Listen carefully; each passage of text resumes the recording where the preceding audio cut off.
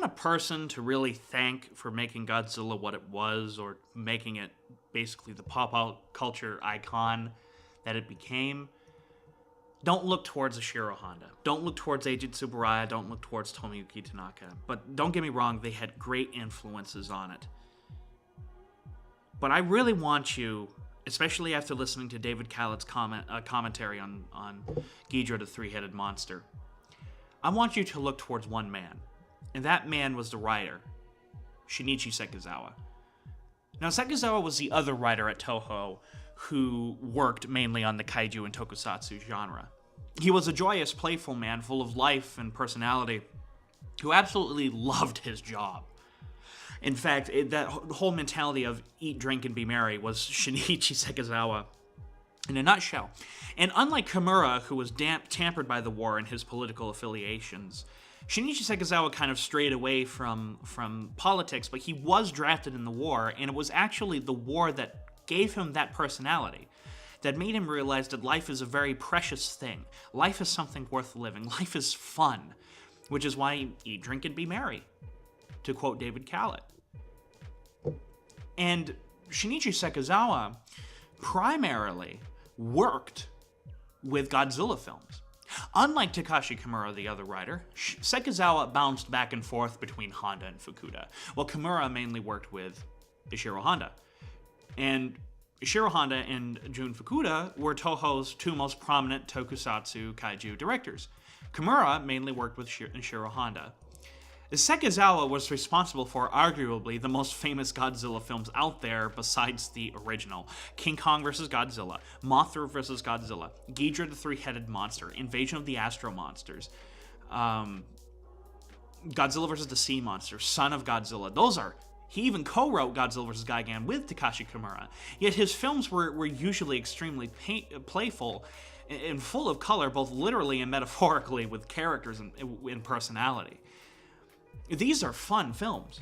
And these films are movies that you remember after watching them. These are the films that played on television when you were a kid and you grew up with. These are the films that defined the genre, especially for Godzilla.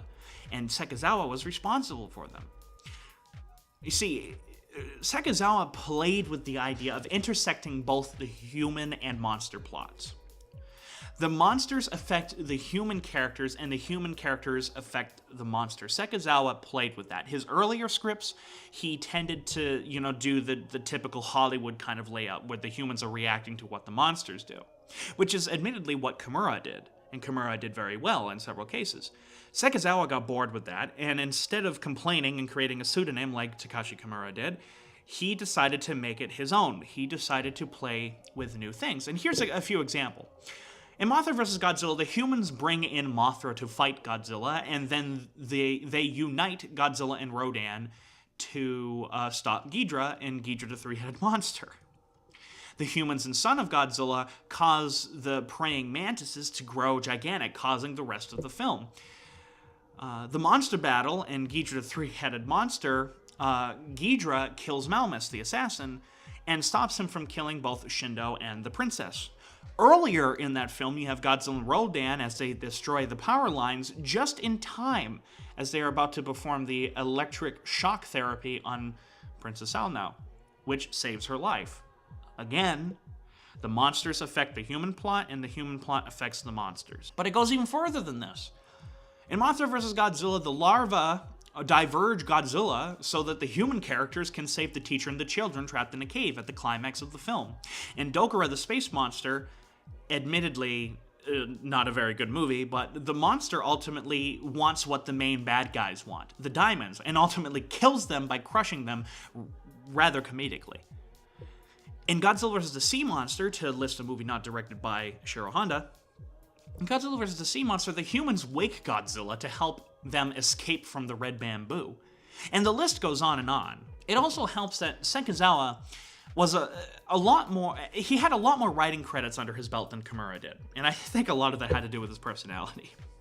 But also the time, because camp was huge in the 60s and 70s, and Sekizawa, instead of trying to hide it, embraced it. And it's mainly because he embraced the genre and loved playing with it. Even towards the end, when he started getting sick of it, While Kimura detested it and made a pen name and everything, Sekizawa was like, no, I love it. I have a lot of fun doing it. He just loved his job. He even started off working in the genre, the kaiju tokusatsu genre, as an assistant director. He worked on Aegon, the Atomic Dragon, which helped land him a job at Toho. Toho sued the creators of Aegon and basically made sure that that project didn't see the light of day, though now you can watch it on DVD. It's an interesting series. It's like an interesting time capsule. But anyways, they saw Shinichi Sekizawa as dangerous because he was able to copy what Toho was, at that time, basically had a monopoly over. And because they saw him as dangerous, they wanted to keep him close. So they brought him on to the staff, so that way they could kind of keep an eye on him and make sure that he works for them. I actually really kind of like that story, slightly inspiring despite the connotations behind it. And despite being silly, it wasn't past Sekizawa to make deep, thought-provoking films, though they all seem to have a little flair of fun to them. My favorite film that he wrote, to me, is The Secret of the Telegion, directed by Jun Fukuda. You can listen to my review for more in-depth analysis of that film. But it had its share of great atmosphere, action, and brought up many thought-provoking ideas like teleportation and such. But yet the film is still fun and energetic, and a lot of that I also think is just because I think Sekizawa and Jun Fukuda genuinely worked well together. They just had a flair for fun, even though Fukuda did not like his tokusatsu films. I will say this, Secret of the Telegion is the only film that Jun Fukuda actually looked on in favor that was a science fiction film.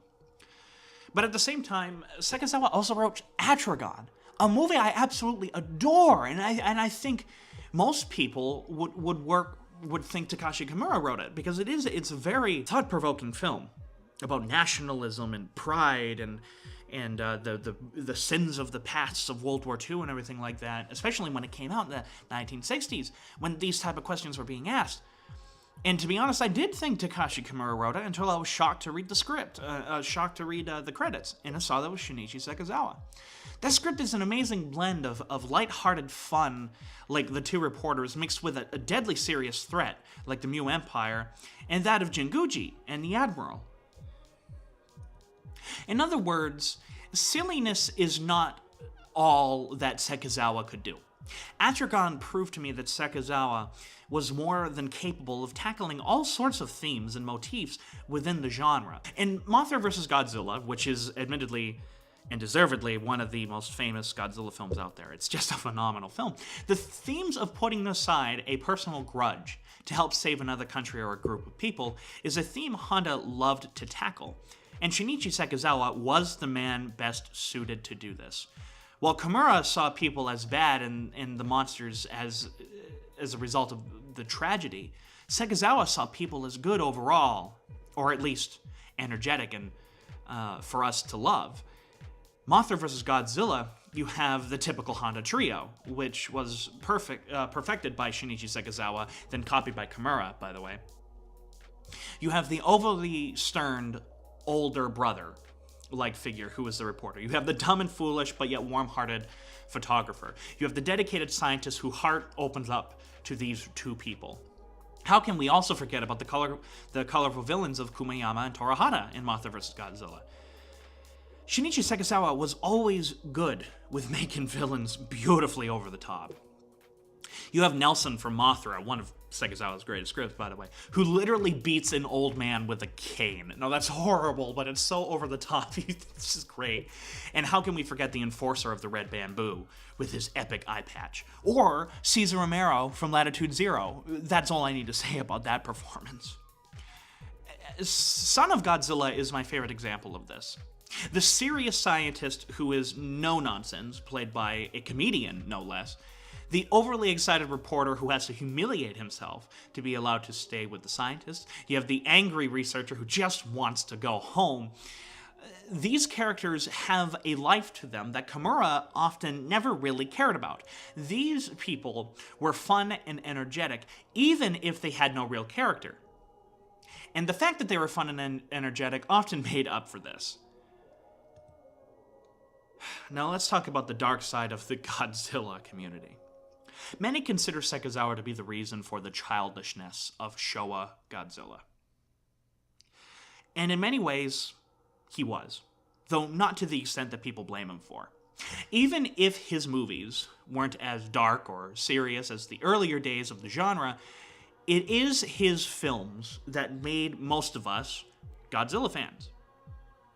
Yes, some are bad. He wrote Godzilla's Revenge. That's a terrible movie. But most are just fun romps that both adults can appreciate for their colorfulness and campiness, and children can be dazzled by with their action and adventure. I think Shinichi Sekizawa, I thank Shinichi Sekizawa for making these movies. Where would the genre be without him? Where would I be without him? Where would you, listening to this, be without the work of Shinichi Sekizawa? Which is why I said what I said at the beginning of this video. He is an inspiration for what writers should strive for. Someone comfortable in their field, willing to play around, but most importantly, have fun with what they are creating. To Sekizawa, it didn't matter how sophisticated these movies were, or vice versa, how dumb they were. What he cared about was entertaining himself and the audience. And I can't think of any of his films, good or bad, that don't do this in some way. So go on Facebook, like AN Productions, for all up-to-date information of what we're doing there. We're making 2 films currently, FM 132.9, which is about a giant monster attack in a radio station, and a film called Some Terrible Grief. Both films shot in a process known as Super Scope, which we are excited to debut, and we're excited to play around with. Follow us on Twitter. Follow me on Twitch, if you wish. And hit the subscribe button for more of these sorts of videos. I certainly have fun putting them together, and I love talking about this area, this field, a lot. I consider it my hobby. So in the end, this is Adam Noyes of AN Productions saying sayonara.